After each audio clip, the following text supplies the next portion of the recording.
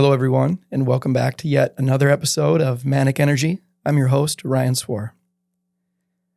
I'd like you to join me in a memory. We're children. It's the middle of winter and it's the middle of night. When we're suddenly awoken by our power going out. For me, the memory that comes to mind is waking up, bundling up, lighting candles so we can see, and turning on the stovetop burners for heat. What then seemed like an adventure usually slipped into a nice sleep where you wake up in the morning, power's restored, and life continues as normal. Not as much of an adventure today, and I realize that as an adult, I worry a lot more, and I'm probably quite a bit more boring. Because now when the power goes out, I think about things like heat for my home. I think about things like the fact that I lose water, which means no bathing, no drinking water, no toilets. I also think about things like, in the winter, like I said, heat for the home, but bursting pipes in the walls and what kind of mess that can create. In the summer, I worry about refrigerated goods spoiling, as well as all the meat in my freezer. The reality is, today, power is at an all-time high in terms of reliability, and we're excited to explore the men and women that design, build, operate, and maintain the infrastructure that makes those light switches turn on when and where we need them. Thankfully, today we're joined by Vice President of Customer Experience and Engineering Services with Minnesota Power, Frank Frederickson. I welcome you to join myself and Katie Brooks as we discuss with him all that it takes to deliver the electron.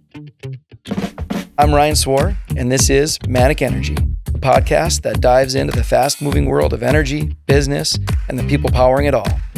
From bold ideas to real-world innovation, we're talking breakthroughs, market moves, and the community shaping what's next. Whether you're building for the future or just here for the fun, welcome to the chaos.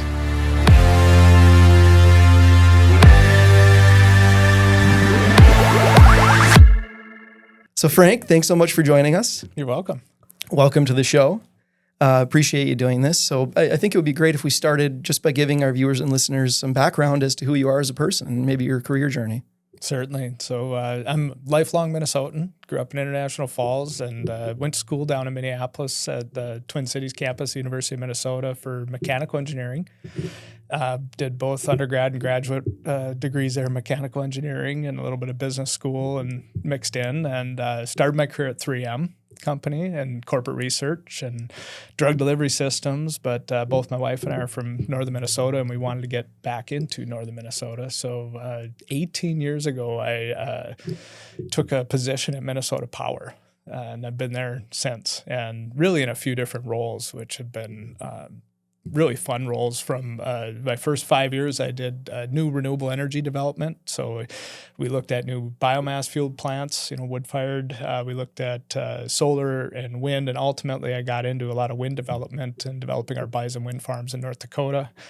Then I spent 5 years in Grand Rapids, Minnesota, managing our power plants. I had one of our power plants that's attached to a paper mill in Grand Rapids. And then I moved into a role where I had oversight over all of our biomass and hydro operations, plus an engineering team. And then 5 years later, I had moved back to Duluth and took over the customer side of the business, which is, all 150,000 customers, call centers, large accounts, economic development, and billing systems, cash, you name it, and then added it back into engineering. So a little back to my roots a few years ago, where now my engineering team has all of our large-scale project execution, as well as support for a lot of our base capital and facility operations as well. So in your role today, maybe a little bit about Minnesota Power. You said 150,000 customers. Is it mostly Northwest or northern Minnesota? Excuse me. It is. So at Minnesota Power, we are an investor-owned utility, and we serve approximately 150,000 customers in northern Minnesota. So Hinckley to International Falls, Park Rapids to Silver Bay. We serve more of the cities and towns, and in Minnesota, it's a regulated utility state. So we have our service territories where we serve, and they're intermixed with other cooperative utilities. So if you live in our area, we have both the privilege and also the requirement to serve those customers, and that's part of being in that regulated structure. If you're outside our area, we're not able to extend service without approval of the neighboring utility. So it's a unique way, and we're relatively, as utilities go, we're like the 8th smallest investor-owned utility in America, so we're relatively small. But we have some large energy customers. Where northern Minnesota is home to a lot of industry, from pipelines to paper mills to mining operations. So we're small in customer count, but we're a little larger in terms of the energy sales that we have to customers. Maybe any interesting hidden talents or things that you want to share, secrets about yourself that somebody might find interesting to learn? Certainly. One of the things I've always, growing up, I liked driving things. And so if I look at like any job I had, like I started at 13 on a tour boat, and ultimately I got my U.S. Coast Guard 50-ton captain's license and captained a 50-passenger boat in Voyageurs National Park for a couple years. And then in college, my college job was driving Zamboni and Mariucci Arena, Cool. And one of the scarier things is I got just a weekend job driving to Disney on Ice at the Target Center. And the reason that's scary in the Zamboni world is you can't bump the boards, you take out all the lights, so. A lot of pressure. Sure. There's a little more pressure in that. And then one of my college internships was at Case New Holland in Fargo as a manufacturing engineer. And that's where Case manufactures their 4-wheel drive articulating tractors and front-end loaders. And we had a field day with the media and the tractors, and it was just right up my alley because we got to drive all these large, 500 plus horsepower 4-wheel drive tractors across this field. And so getting to play at work. That's one of the things I just, it's always kind of gravitated towards those types of jobs and roles. Do you still get to drive fun things as much these days? Nothing quite as fun, obviously boats, snowmobiles, cars, and trucks, but nothing, of that scale, I would say. Well, one of my brothers, I don't remember where he was in Florida, but he had done a NASCAR simulated. You get to get in the car and drive it. Like on a simulation or on a track? On a track, the real Okay, car cool. on the track. And, I think he said something like, you never really realize how fast 150 miles an hour really is. Yeah. And, even encouraging him to go faster. And he's like, I think this is good enough. Have you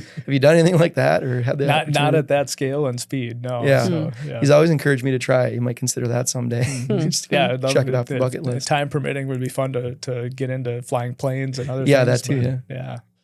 So maybe tell us a little bit about power creation. So I think we all are familiar with you flick the light switch, it's on. But where is it coming from? How is that energy generated? It's one of the things I always like to share with people is that things that most of us have forgot, but we may have learned in high school physics or college physics is, all about electricity and electrons. One of the major concepts is electricity travels at the speed of light. So there's these electrons that get generated and then they're transported to the customer and they're consumed at the same millisecond that they're created.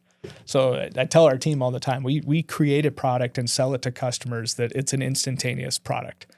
And it happens in different generators. So we have hydroelectric generators, we have solar, we have wind, we have coal-fired generators, we have gas-fired generators. That's the fundamental power source. And then we transport them across the wires and step it down to lower voltages to bring it to your homes and businesses. But that instantaneous nature of power is one of the phenomena of the industry that miraculously this grid, in America, we have a grid that is, our transmission grid is 99.9999% reliable, meaning less than a minute or two a year that a transmission connected customer on average would have an interruption of service. And at the same time that electrons are being delivered at the same moment we go to consume them. So when you think about waking up in the morning and you brought up the example of when you lose power, I tell everybody when you wake up in the morning and, we're in a first world country. It's like I get up, I want to have a cup of hot coffee, I want to take a hot shower. The minute we do that, those electrons had to be made and delivered in order to enjoy that. And everybody kind of all at once or same time frame. Everybody at the same time. And so you get into the overall electric grid as this big balancing act. It's like, those endless swimming pools, the beautiful image, they're on the seashore and people are sitting in the pool and it's just perfectly. balancing the electric grid is basically balancing it perfectly so the water's not overflowing, but it's also not under the edge.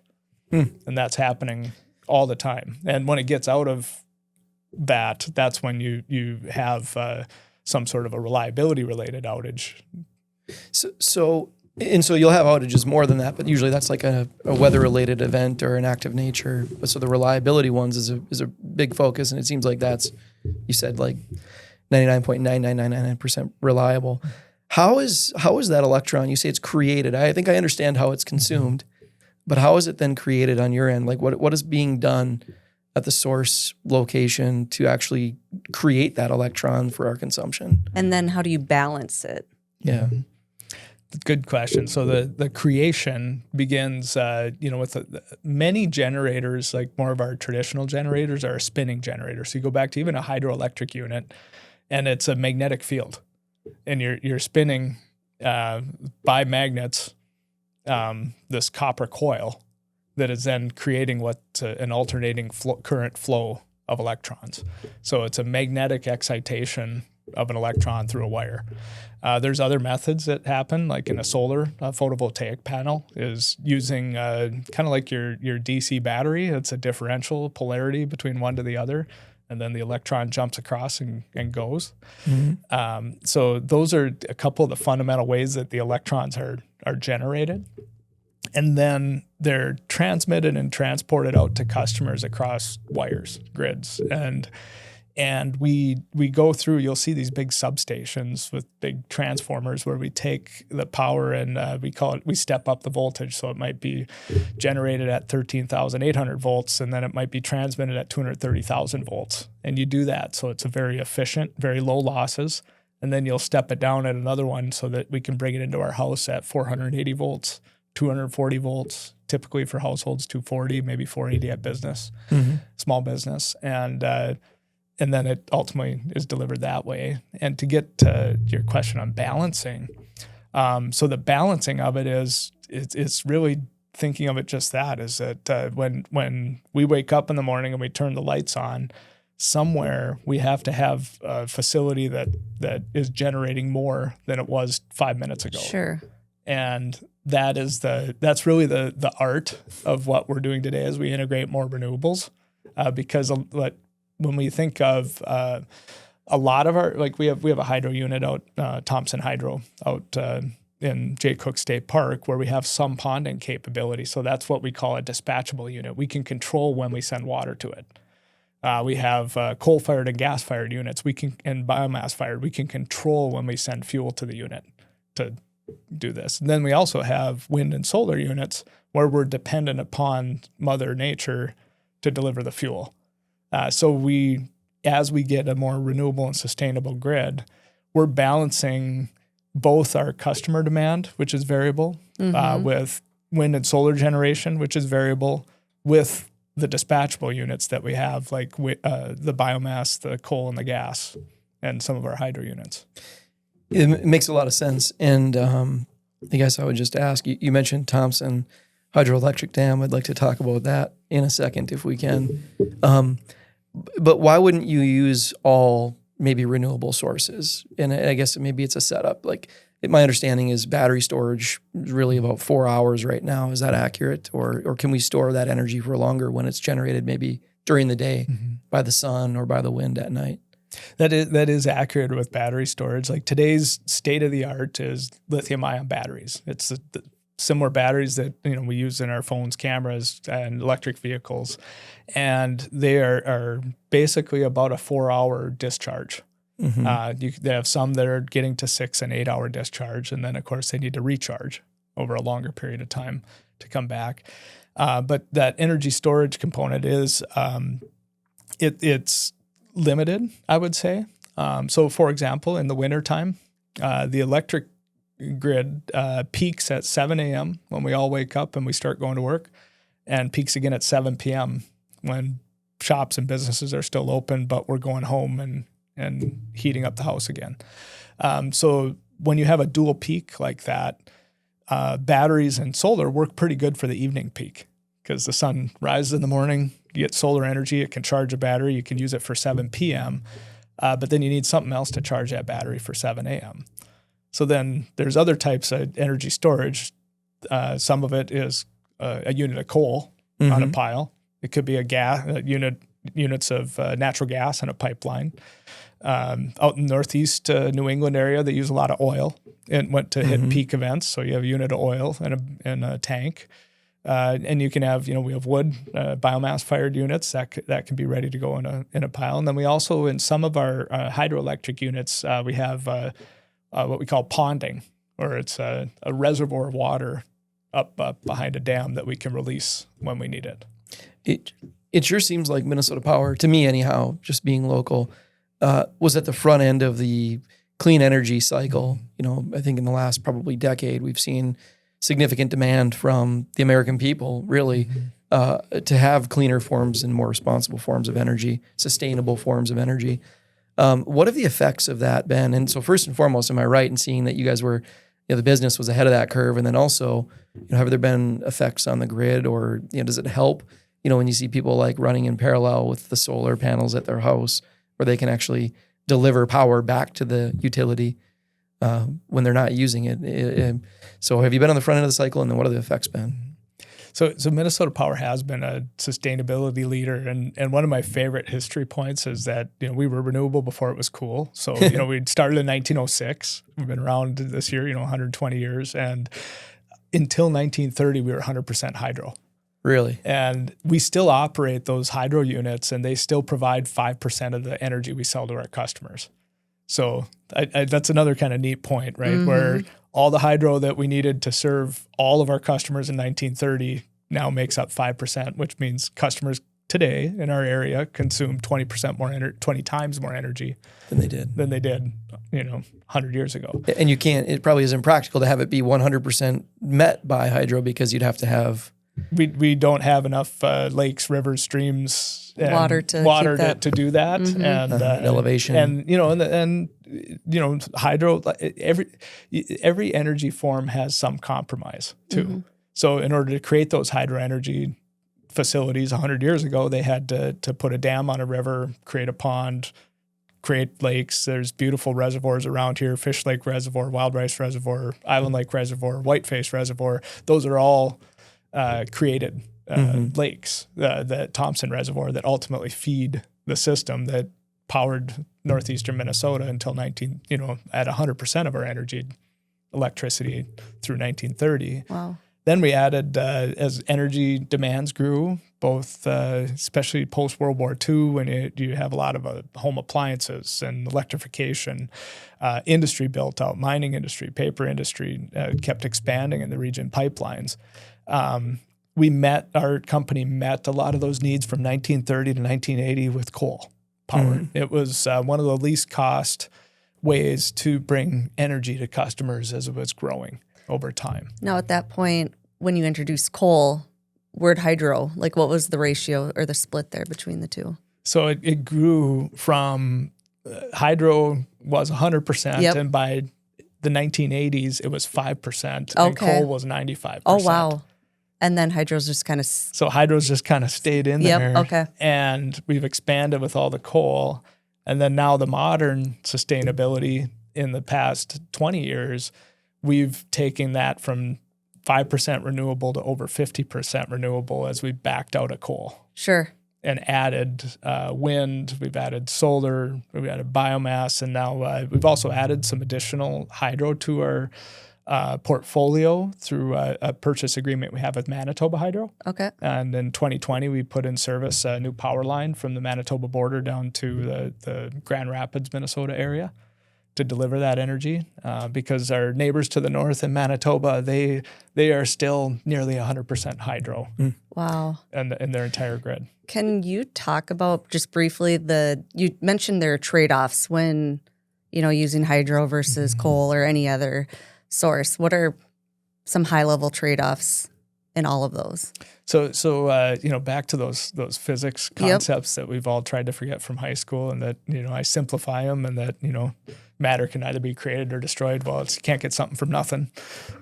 Objects in motion tend to stay in motion, meaning there's some effect on others. And that really translates through into the way that pick on coal, for example, it's mined. It's something that comes out, it's been deposited over millions of years and in the earth. It's been mined, transported to a facility. It's combusted to release the energy. And some of the trade-offs of that are you have air emissions. So we have modern scrubbers on our units that take care of over 99% of what we call criteria pollutants, like nitrous oxide, sulfur dioxide, mercury, but we still have carbon dioxide that is emitted. You have biomass plants. So our biomass plants use waste wood. So a logger will harvest trees for ultimate consumption into a paper mill or a siding. In Louisiana Pacific makes siding in 2 harbors. You make paper, Cloquet and International Falls and Grand Rapids, and we'll use the byproduct. So the bark they can't make into paper. We'll use the tops and limbs that are too small. So that is considered a renewable resource because the trees are going to regrow on the site. At the power plant, it still has some level of emissions and some CO2 that comes out of the stack, but at least with biomass within a kind of a reasonable cycle, we harvest trees on a 40-year cycle in northeastern Minnesota, that carbon dioxide is reabsorbed in the trees. When you get into, natural gas is what's considered a cleaner burning fuel because there's not as many criteria pollutants that come from it. But again, it's something that does have a carbon dioxide emission to it, but at a lower level than coal. When you get into wind energy and solar energy, those renewable technologies, they have a manufacturing footprint too. The minerals that go into the solar panel, the critical minerals and the silicon and those components. And then wind turbines have a lot of steel, copper, other metals, but also fiberglass blades. And so those all have their life cycles, and you get into the something for nothing. Everything has a little bit of a trade-off in order to meet the needs of what we want today in our electricity, and that is really kind of an interesting dialogue that's happening today. Whereas the dialogue 50 years ago, when people were looking to just expand things, and the excitement of getting a television in the house, maybe 70, 80 years ago, to like, man, a washer and dryer, a refrigerator. My dad grew up with an ice box. The Iceman delivered ice, and they had a tiny little space. So my grandmother every day would, have to go down to the corner supermarket to get the groceries for what family was going to eat. Now we have everybody's got, at least one fridge, if not a fridge and a freezer or 2. And so all those modern appliances, so I think the dialogue around energy 70, 80 years ago was just it was an exciting enablement of things that we take for granted today. And now we're getting into the dialogue about, well, what ways should we make that's the least impactful, least trade-offs. We had a really exciting project for us at the time, actually designing the natural gas, doing the engineering design for the natural gas pipeline that feeds the Boswell Energy Center, which, as I understand it, was contributing to switching from coal to natural gas-fired units. So theoretically, it seems like you've been investing, or the company's been investing in not just renewable sources, but also cleaner sources as well at existing facilities.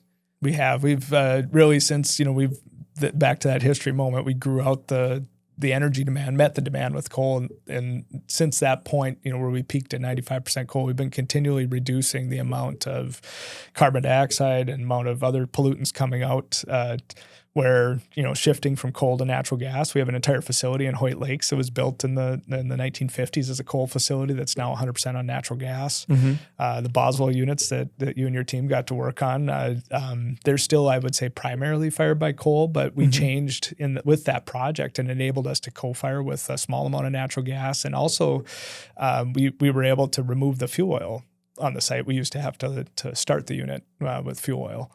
And then natural gas is a much cleaner way to do that. And that's really fits to our plans for the future, is that meeting customer needs in a more sustainable nature with a product that has to be manufactured and delivered instantly means that we need to balance, as we add more of the variable renewables like wind and solar, We need to balance that with reliable, what we call capacity or dispatchable resources, like a clean natural gas dispatchable unit. We'll be contemplating some battery storage and trying to fit them all in together so that we can meet everybody's needs all 8,760 hours a year.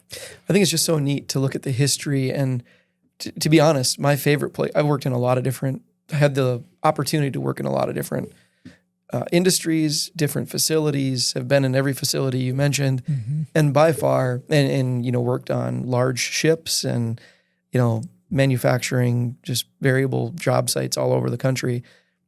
Thompson Hydroelectric Dam is probably one of my favorite places. And I have to ask, when you walk in the front door and you go up the stairs to the right, do you still have that training room with all the old history photographs of it being constructed, like the black and white and the people that built that? Because there was a town built around the site so that they could build the facility, and a rail that came in. Are those pictures still there? They're so cool. We do. It's one of my favorite conference rooms as well, is up in that area up on the deck where we have all the history pictures, and we've still preserved the original control room that's right. when we built it, and it's just beautiful with the granite backing and brass Cool. railings and Yeah. just things that the expense that they went to in the 120 years ago to build out a facility.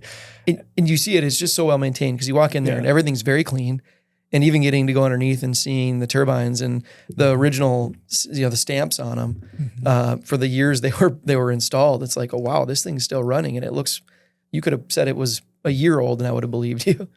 It's pretty cool. It is really cool, and in that facility when it was built, over 100 years ago, it had a brief moment when we commissioned it, or that it was the largest hydroelectric facility in America, and Nice. then Niagara Falls was commissioned that same year, so it got Took trumped over. right Yeah. away.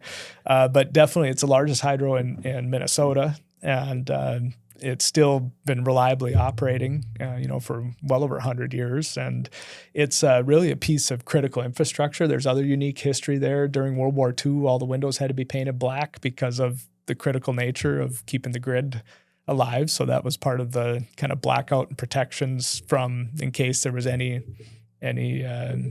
espionage, foreign air traffic over, or bombings and things like that. Interesting. It is, because ultimately, I mean, that's another neat factoid I always bring up around electricity is the electric industry in America is about 2% of our gross domestic product. But I do like to share with people that it's the first 2%. Because everything, we've come to, in the past 100 years to need electricity to do just about everything we do in our economy. Absolutely. And so it started 100% hydro and renewable energy. With demand changes and growth, grew to readily available sources that packed energy, and then now has been transitioning back into cleaner forms, maybe more responsible forms of energy.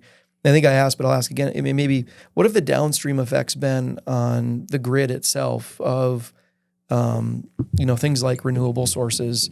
Has it been does it help it, or does it reduce the need for infrastructure? Maybe from an operator or utility perspective, or is that relatively stable despite? I'm just trying to understand the full picture. So one of the things as we switch back to a more sustainable electric grid is we're adding more renewable resources that have variability to them. So they're dependent upon sun, wind, rain, and they're also located often in different places than some of the fossil resources they're replacing. So you add these together and combine it with the instantaneous creation of the electron and delivery to the customer, and that means we have to expand the electric grid as well. So we have to transmit this power. The projects I worked on in North Dakota, where the wind blows a lot stronger and a lot more steadily than in northeastern Minnesota with the Bison wind farms, we have to bring that energy across 400 miles across to our customers in northeastern Minnesota. And when the wind's not blowing, we need another resource that can deliver that same energy, the electrons to our customers. So what we end up doing is, as we're building more sustainable energy forms, but then we still need the dispatchable energy forms, and we need an expanded electric grid to be able to move the electrons both to the customers from the new facilities, but also between regions as we're interregionally connected. And the more sustainable you get, the more you need to be able to move electrons from further and farther away to balance the grid to meet all customer demand at all hours. Yeah, and I saw once the demand duck curve.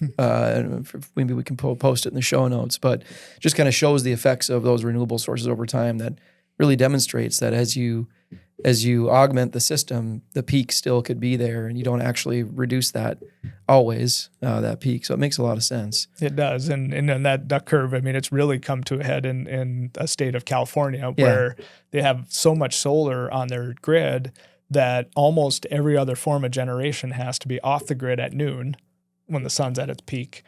Plus they're exporting energy on sunny days to neighboring states. There you need your power lines. And then when the sun starts coming down and people's air conditioners start turning on in the evening, now they need all the energy from the other forms. They need the battery to dispatch, they need the gas plant to dispatch, and they need to import energy from other states where often it's coming from nuclear, gas, coal type facilities to really meet that need in the peak hours. So that's all part of that instantaneous balance. So what would you say the capacity is for growth? And at least in the research I've done, it looks like maybe the past couple decades have been relatively, and from a power demand or consumption standpoint, has been relatively flat. And it seems like we're in the first few years of accelerated growth for the first time in a while, which looks like it could go on for some time, impacted by things like reshoring of, manufacturing to the U.S., things like data centers. Are you seeing the same type of demand growth, and is there an impact that you're seeing from that? We are, and it's kind of a back to the future type thing where, since Thomas Edison, created the first light bulb, there's been electric load growth for over 100 years. And then there was this period in the 2008, 9, 10 to 2020 timeframe where load growth in America kind of flatlined. Everything from new technology, more efficient TV screens, refrigerators, offshoring of manufacturing, less demand in America, had this kind of, our gross domestic product was growing in America, but the energy demand, electric demand was relatively flat. And now we're in this growth period again. And the growth is coming from a few major items. One is electrification. Could be electric vehicles. It could be your air source heat pump, air conditioning unit that's on the home. Sure. And these are more efficient technologies to, whether it's transportation, home heating and cooling, but they're electric driven. So you're getting that. You're having a reshoring of manufacturing with growth and manufacturing demand that way and electric demand of those industries. You're having some electrification of those as those industries might look to go more sustainable. You can have a lower carbon footprint with a clean electric source than you could with a fossil source in other parts of manufacturing. And then we have the data demand that's come. And this has been coming over the past 30 years and really growing more now with AI. But it's if you go back in time and think from the first time, beginning of the internet to internet shopping to files that we work on at work, it's, it's now all digital files. They're, we store them in the cloud. It's not a physical cloud, it's a data center. And those need to be around the country where social media, banking, ordering Uber. We're Facebook Marketplace, Craigslist, and we want the news instantaneously. I mean, it's something of American culture. We don't want to wait for anything. So things have to be built up in that industry with the same reliability. And then now adding to that is alternative, the AI, the intelligence movement, where you have the machine learning and the abilities to really augment a lot of what we do. But it takes electricity to run the computers in the AI data center. And ultimately, helping us get more efficient on things. So would we as maybe residential consumers expect that as those data centers grow, our costs are likely to go up? Or is it the other way? I'm glad you asked that question because this is a question where depending on where you are in the country, there's two answers. Okay. And I started early about in Minnesota, we're a regulated state and we have a regulated service territory. We have We're regulated by the Minnesota Public Utilities Commission, and we're what we call vertically integrated. So we own our generation, our transmission, distribution to do all aspects to serve the customer. And in a regulated state, when you add a new customer, you are spreading all those costs across more customers. And so it's often like if you have if you buy a home, and I remember when I bought my first home and getting my mortgage, and they look at how much you make, and then they say if you want to have another roommate to help share your mortgage, you can afford more house, right? And that was it's a similar concept where we have more people, more customers, more energy use in a regulated system. It spreads the cost and ultimately offsets or reduces the cost for customers.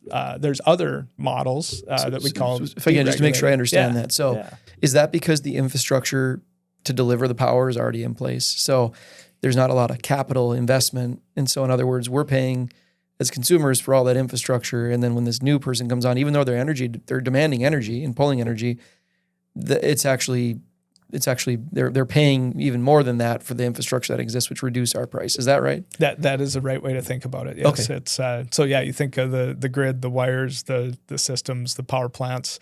They're sharing. They're sharing those that services burden. Are fixed overhead costs Got of and the people that run it. And that more than offsets systems. the increased amount they're pulling. That is. And in addition to that, Minnesota passed legislation last year that really augmented something we already had in our rate book for customers, is that, we had protections in place so that any new customer, if they're going to add costs, so if we needed to add new generating facilities, if it's not legal to increase other customers' costs in Minnesota to add that facility for a single customer. That single customer has to pay the burden of the increase. So we're protected in many ways in Minnesota, which is very different than deregulated markets. So there's some deregulated markets at PJM. There's one. ERCOT. ERCOT. The South. Yeah. The New England ISO. Yep. So in those markets, the regulated utilities own the wires, but the generation is deregulated, so that's the part that's all supply and demand. And then it gets back and more into your fundamental economics, where when the demand goes up, the market price goes up, and that is shared by all customers. Okay. Whereas in a regulated market, it spreads the cost. Just important to know where you are. It's important to know where you are. And we've seen it. North Dakota, there's a study that's out. North Dakota's seen significant load growth from multiple economic things, oil and gas, data centers in the past 5 years. And they've seen actually their electric demand in North Dakota has grown 40% in the last 5 years, whereas Minnesota's been largely flat. And their rates have actually gone down in North Dakota. And that's another example of a regulated state. So from your perspective, maybe what does the future hold? What can we expect? Crystal ball, we'll both be wrong, I think he said to me earlier. And you're right about that. But if you had to guess, what does the future look like for energy and demand and delivery? What can we expect? This is great. So I appreciate we're both going to be wrong in our predictions. That's part of predicting the future. But I do see this longer term trend for more sustainable sources of energy. And, in part of that, and we're a big part of this at Minnesota Power right now, is expanding the transmission grid to be able to efficiently move energy. That's a very important thing because just like on our interstate highway system, you get congestion on the electric grid. So you think a rush hour in the Minneapolis-St. Paul area, and you're trying to go into town and things slow down. The same thing happens when the wind's blowing really hard in North Dakota.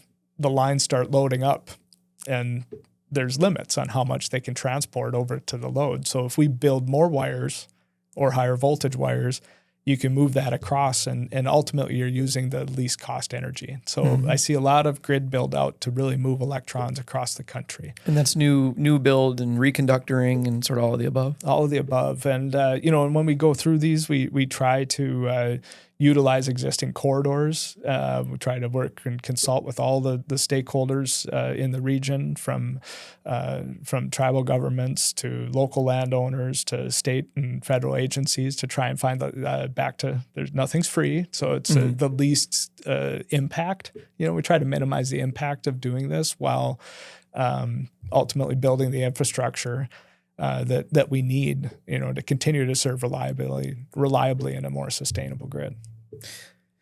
It's interesting to hear. I mean, so we at Lake Superior Consulting do interference mitigation, more probably from the perspective of a below grade pipeline operator, because higher levels or higher current flow overhead power line usually means higher likelihood of influence on our system, and that's probably most true with HVAC.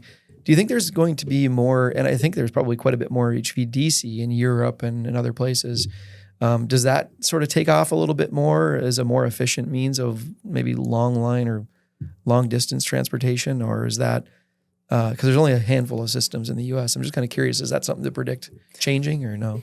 Well, high voltage direct current, or HVDC, plays a unique role. And, we own a power line that was put in service in 1977 from Center, North Dakota to Hermantown, Minnesota. And we're in the process right now of, over the next few years, of we call it our HVDC modernization project, where we're rebuilding those terminals. Just frankly, the 50-year-old technology, you run out of the ability to keep fixing the parts and pieces that were put in there. If you still owned an Atari, you'd be having the same struggle to find pieces and parts to keep it going. And that modernization brings newer technology to our HVDC line, but also we're going to be able to expand the capability. So right now we can move about 550 megawatts of energy across the line. We'll be able to move about 900. Oh, wow. And we'll be able to move it both ways. It's mostly been a one-direction outlet from North Dakota to Minnesota for 40 years. So that's new. There is one other HVDC line coming from North Dakota out to similar area in North Dakota, but down to the Minneapolis-St. Paul general area. Manitoba Hydro also recently, in the past decade, I would say, built a new HVDC line. They've used those HVDC lines to transmit energy long distances from their hydros in the northern Manitoba down to the Winnipeg area. And that's really where HVDC has a niche role, is that it's able to move energy long distances on 2 wires instead of 3. So you get into this 300-400 mile range, and you're able to do it a little bit more economically. The grid operators, what's neat about HVDC that is it's able to be controlled. Whereas on alternating current lines, the electrons flow in the path of least resistance. So it has some unique characteristics that the grid operators like as well. A couple other neat kind of factoids I find is HVDC is how, if you see an offshore wind farm in Europe, they come across back onshore via an HVDC line. And they've built out some new HVDC lines in the past decade to connect Scandinavia back down to kind of mainland Western Europe, from the UK over to France, because they act like a pipe with a valve, and that you can control it a little bit instead of the free flow of AC. So that's a unique element of it. And then my last HVDC factoid is, because I used to do wind development and wind farm construction, is our wind, almost all wind turbines now, they create the electron with an alternating current up in the generator, and then they convert it to DC and then back to AC so that it can match the frequency of the grid, which is 60 hertz in America, but 50 hertz in Europe. And they do that so that the wind turbine can operate at a variable speed and create the original alternating current electron might be 10 hertz to 30 hertz, depending on how fast and hard the wind's blowing and how fast the turbine's rotating. But ultimately, they use they use a DC, AC to DC conversion in there too. So, do you see any other forms of energy taking hold, like small nuclear reactors, things like that, or is it more likely a continued shift towards wind and solar and investments in battery storage? technologies? I think, if I'll say near term and maybe further out, I think near term, the technologies we have at hand you got the wind, solar, battery, natural gas are your primary technologies that are available today to build a resource that could produce an electron 5 years from now. That's kind of our time frame of, once you have your permits to get operational. The future, it is exciting that there's a lot of reinvestment in nuclear. This country led the way in nuclear power in the 60s and 70s and built out nuclear, the small modular nuclear. It is an expensive technology. There was 2 nuclear units put online in Georgia in the Vodal units just a couple years ago. Mm-hmm. I think at a cost of about $34 billion for about 2,200 megawatts, which, I always relate that because we serve about 1,600 megawatts of customer load with about a $3.5 billion system. So a system that's a tenth of the cost. Mm. And nuclear is the large scale nuclear that they did. And then now, as companies are investing in small modular nuclear, there's also a lot of investment coming from the data center industry. So from your top data center builders and companies, you're seeing that renewed investment in it. So from a futuristic standpoint, I think there's hope that they'll get through the technology and also the regulatory environment to have a safe but also affordable form of clean energy. You nailed it. Safe, affordable, clean. Mm-hmm. I think it hit the nail on the head. That's what everybody here is working to get after. So, well, I really appreciate you coming on the show and educating us quite a bit here. Thanks for any having me. Final thoughts? Oh, this is great. I appreciate having me on the show, and it's been great dialogue to cover all things energy, electricity energy anyway. Well, that's what we're all about. So Thank you. Appreciate it. That's a wrap on this episode of Manic Energy, where the only constant is change. If you're fired up, do us a solid. Follow the show, leave a quick review, or send it to a friend. Got questions, ideas, or a topic you want us to dig into? Drop us a line at the link in the show description. Thanks for riding the current with us. Until next time, stay charged.